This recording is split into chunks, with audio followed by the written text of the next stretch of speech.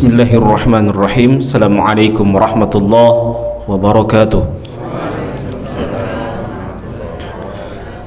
Alhamdulillahi ala ihsanih wa syukru lahu ala taufiqihi wa amtinanih.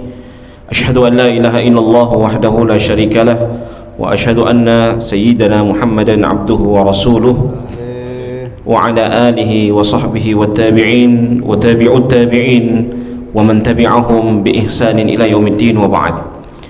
Qala Allah Ta'ala fi kitabihil karim wa huwa asdaqul qailin. A'udzu billahi minasyaitonir rajim. Bismillahirrahmanirrahim. Ya ayyuhalladzina amanu taqullaha wal tanzur nafsum ma qaddamat lighad wattaqullaha innallaha khabirum bima ta'malun. Shadaqallahul azim wa shadaqa rasuluhul karim. Wa nahnu ala dzalika minasyakirin wasyahidin walhamdulillahi rabbil alamin. Yang kami hormati Bapak Wakil Gubernur Provinsi Gorontalo, yang kami sebut nama beliau Bapak Dr. Haji Idris Rahim MM. Semoga beliau diberikan kekuatan, kesehatan, dan semoga doa kita dikabulkan oleh Allah. Sebagaimana kata Imam Malik rahimahullahu ta'ala, lau kuntu da'watan mustajabah la da'autu li sultan. Seandainya saya memiliki doa yang mustajab, maka saya doakan kepada pimpinan saya. Yang kami hormati Bapak Kabinda Provinsi Gorontalo, yang alhamdulillah sering bertemu dengan saya di Kabupaten Bualemo, kemarin di Dulupi, dan alhamdulillah bisa berjumpa lagi di tempat ini. Yang kami hormati Kakan Kemenak Kota Gorontalo atau yang mewakili beliau, yang kami hormati Ketua MUI Kota Gorontalo, guru kami Bapak Kiai Haji Abdul Muin Mauduto, yang kami hormati para kiai, para ustadz, yang kami hormati juga Ketua Muslimat dan seluruh jajaran Muslimat yang alhamdulillah hadir pada malam hari ini. Yang kami hormati juga Ketua GP Ansor bersama jajaran beliau, termasuk juga pembina Ustadz Syafruddin Mahmud, yang alhamdulillah bersama-sama kita di tempat ini. Hadirin wal hadirat yang insyaallah dimuliakan oleh Allah Subhanahu wa ta'ala. Alhamdulillah, kita bersyukur kepada Allah Subhanahu wa ta'ala. Di malam hari ini kita duduk di tempat ini menghadiri majelis ilmu. Para ulama dahulu pernah berkata, lau alimal muluk wa abna'ul muluk wa ma nahnu fi lajaladuna alaina bisuyuf. Seandainya para raja mengetahui, anak para raja mengetahui tentang nikmatnya seseorang duduk di majelis ilmu, lajaladuna alaina bisuyuf, maka tentunya mereka akan menebas kita dengan pedang-pedang mereka. Kenapa? Saking nikmatnya duduk di majelis ilmu, sehingga kita senantiasa mendapatkan pencerahan, mendapatkan nasihat, sebagaimana kata Allah Subhanahu wa ta'ala di dalam surah Az-Zariyat ayat 55, wa dzakir fa inna dzikra tanfa'ul mu'minin. Berikanlah peringatan, karena sesungguhnya peringatan itu berguna bagi orang-orang yang beriman.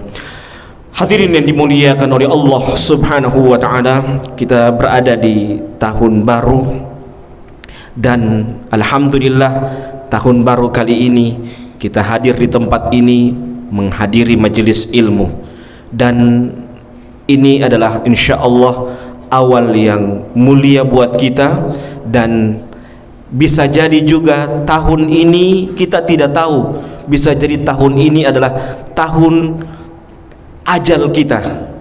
Maka hendaklah kita senantiasa memperbanyak kebaikan, sebagaimana kata Hasan Al-Basri rahimahullahu ta'ala. Beliau mengatakan dalam sebuah perkataan yang sangat indah, innama anta ayyam fa idza dhahaba ba'dhuka dhahaba ba'dhuha dhahaba ba'dhuka.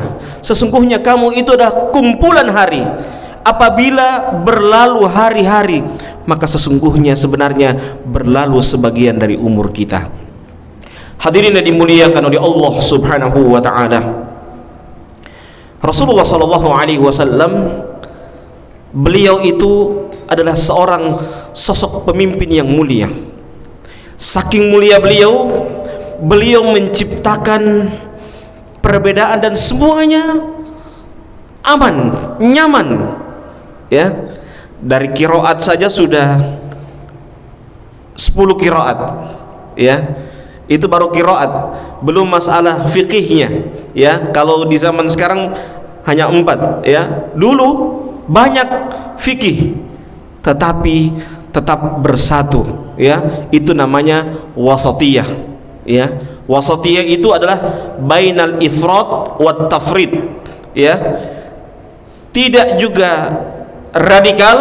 Jadi hati-hati itu kalau wasatiyah itu pertengahan, tidak radikal. Ya, kalau ada yang sedikit-sedikit kafir, sedikit-sedikit ahlul bid'ah, ya, itu namanya radikal.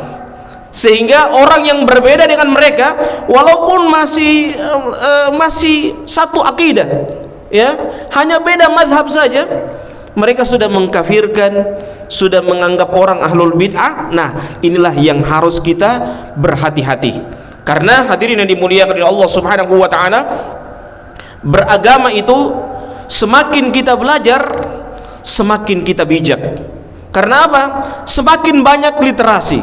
Makanya Aristoteles pernah mengatakan, kalau engkau ingin mengetahui, menghukumi seseorang, maka lihatlah bagaimana cara dia membaca, kapan dia membaca, dan berapa literasi yang dia baca. Maka kita bisa menghukumi bagaimana kadar keilmuan seseorang. Dan Ibnu Hazm rahimahullahu ta'ala juga mengatakan dalam sebuah perkataannya, kafa rahimallahu mra'an alima qadra nafsihi. Semoga Allah merahmati seseorang ketika dia mengetahui kadar dirinya. Hadirin yang dimuliakan oleh Allah Subhanahu wa taala, maka dengan kita hadir di majelis ilmu seperti ini, alhamdulillah kita senantiasa saling berjumpa. Dan di Nahdliyin ini, Ahlus Sunnah wal Jamaah An-Nahdliyah. Kenapa saya tambah An-Nahdliyah? Karena di luar sana banyak orang yang mengaku Ahlus Sunnah wal Jamaah. Sebagaimana kata seorang penyair Arab, idza ijtabaka dumu'u fi hududin tabayyana man baka mimman tabaki wa kullun yad'i waslan bi laila wa laila la tukirru lahu bidzaka. Jika air mata telah menetes, maka jelaslah orang yang menangis dan berpura-pura menangis. Wa kullun yad'i waslan bi laila wa laila la tukirru lahu bidzaka. Setiap orang mengaku mempunyai hubungan dengan si Laila, akan tetapi Laila tidak mengaku mempunyai hubungan dengannya. Maksudnya apa? Semua orang bisa mengaku Ahlus Sunnah wal Jamaah, tetapi siapa Ahlus Sunnah wal Jamaah yang sebenarnya? Hadirin yang dimuliakan oleh Allah Subhanahu wa taala, maka Ahlus Sunnah wal Jamaah kalau di zaman sekarang kita tambah dengan Ahlus Sunnah wal Jamaah An-Nahdliyah, karena itulah ciri khas kita.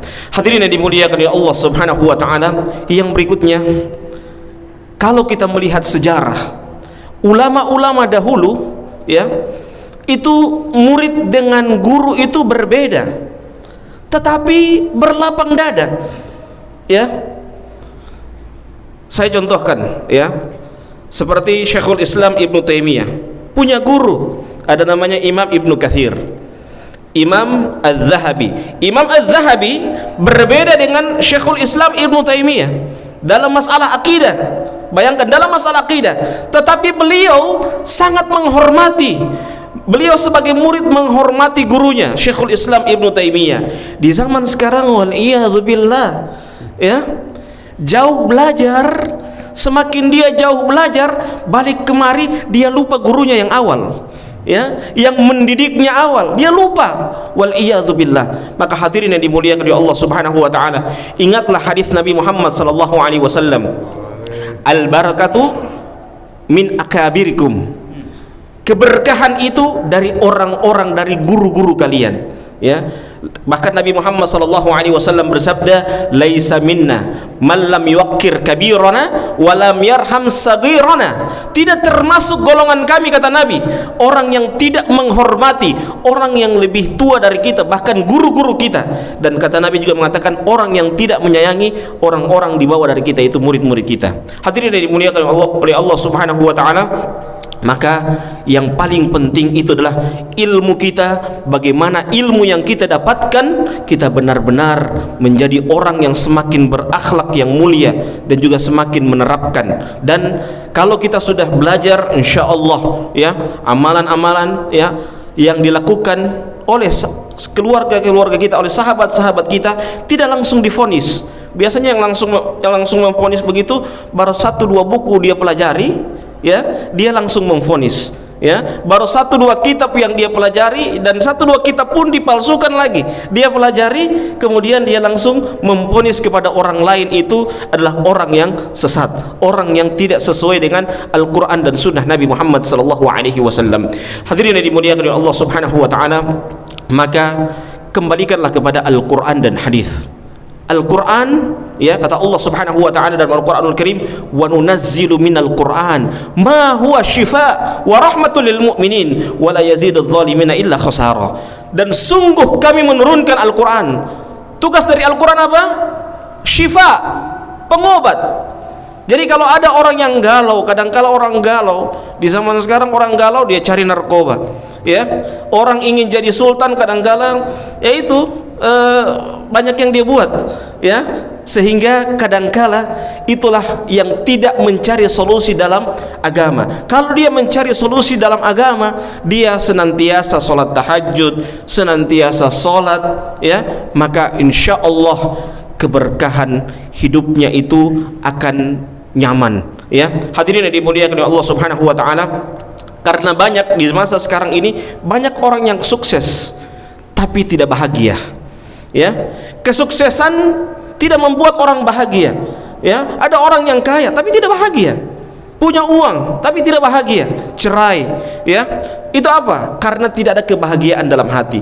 Yang kita cari itu adalah kebahagiaan dalam hati. Makanya Allah Subhanahu Wa Taala berfirman, ala bidzikrillahi tatmainnul qulub. Ketahuilah, dengan kita berzikir kepada Allah akan menenangkan hati kita. Hadirin yang dimuliakan oleh Allah Subhanahu Wa Taala, mungkin ini saja yang bisa saya sampaikan pada malam hari ini. Kenapa cuman singkat? Karena dalam sebuah pepatah Arab mengatakan al-qalil karra wal kathir farra, ya. Kalau sedikit itu akan tertanam, dan kalau banyak itu akan lari. Maka sekian dari saya, wallahu alam bissawab, wallahu muwafiq ila aqwamit thoriq. Assalamualaikum warahmatullahi wabarakatuh.